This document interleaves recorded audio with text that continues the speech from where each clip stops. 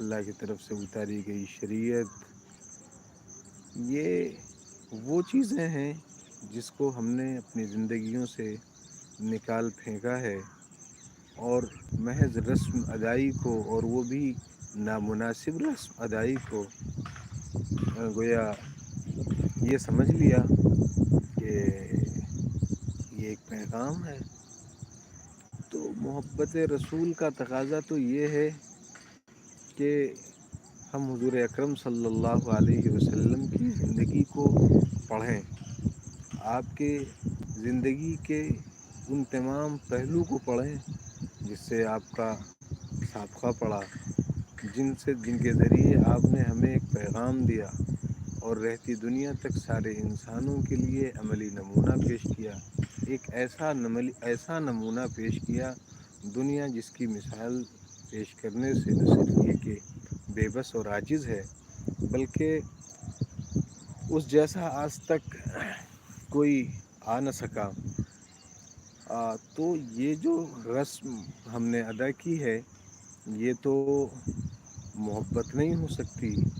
اس لیے کہ احکامات کو توڑ کر اور حضور کے پیغام کو بالائے طاق رکھ کر محض نام کی بنیاد پر اور نام لے کر تماشے کرنا اور جشن منانا اور یہ سمجھنا کہ ہم نے حق محبت نبی ادا کر دیا، یہ ایک طرح کی نادانی ہے، اور ایک ایسا دانستہ یا نادانستہ گناہ ہے جو ہم سمجھ نہیں پا رہے ہیں، جس کا غلط اثر اور نقصان اور غلط پیغام سارے انسانوں تک جا رہا ہے۔ تو ایسے مواقع پر ہمیں حضور کی سیرت کو خود پڑھنا چاہیے اور آپ کی زندگی کو بہت قریب سے دیکھنا چاہیے، اس لیے کہ وہ معیار نجات ہے، وہ معیار کامیابی ہے۔ اس کے علاوہ دنیا میں کوئی ایسی چیز نہیں، کوئی ایسی ہستی نہیں، کوئی ایسا عمل نہیں، کوئی ایسا پیغام نہیں جو انسان کو کسی زاویے سے کامیاب کر سکے۔ اس لیے ایسے مواقع پر ہمارا عمل یہ ہونا چاہیے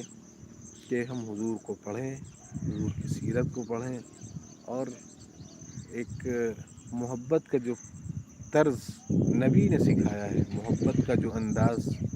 قرآن کریم نے بتایا ہے، محبت کا جو طریقہ اللہ رب العزت نے سکھایا ہے، اس پیمانے محبت کو سامنے رکھتے ہوئے محبت کا اظہار کریں، جس کا اظہار ہمارے عمل سے بھی ہو اور ہمارے قول و فعل سے بھی ہو، اور ہماری شب و روز کی زندگی سے ہو، ہمارے معاملات سے ہو۔ یہ وہ چیزیں ہیں جس کا پیش کرنا انتہائی ضروری ہے، اور یہی مقصود زندگی ہے۔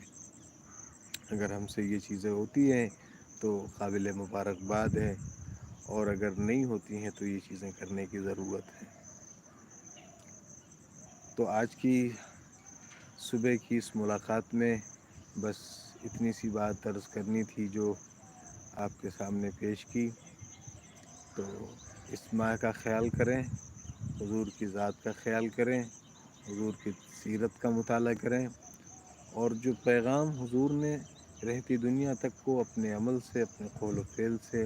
اپنی سنتوں سے دیا ہے، اس پر خود بھی عمل پیرا ہوں، اور دنیا کو اپنے عمل سے بتائیں کہ یہ تھے ہمارے حضور پاک صلی اللہ علیہ وسلم، جنہوں نے ہمیں سر سے لے کر پیر تک، اور گھر سے لے کر باہر تک، اور تمام میدان جو ہے میدان حیات میں کوئی ایسا گوشہ باقی نہیں رکھا جہاں ہماری رہنمائی نہ کی ہو، اور اس کا مظہر ہمارا عمل ہے۔ ہم اپنے عمل سے اس کا اظہار کر سکتے ہیں، اور محض باتوں سے تاریخ نہیں لکھی جاتی۔ اگر باتوں سے تاریخ لکھی جاتی تو شاید یہ بات غلط نہ ہو کہ ہر گھر کتب خانہ ہوتا۔ اس لیے ہم ان باتوں کا خیال رکھیں۔ اللہ ہمیں عمل کی توفیق عطا فرمائے۔ پھر اگلی صبح کسی اور بات کے ساتھ ملتے ہیں۔ السلام علیکم ورحمۃ اللہ وبرکاتہ۔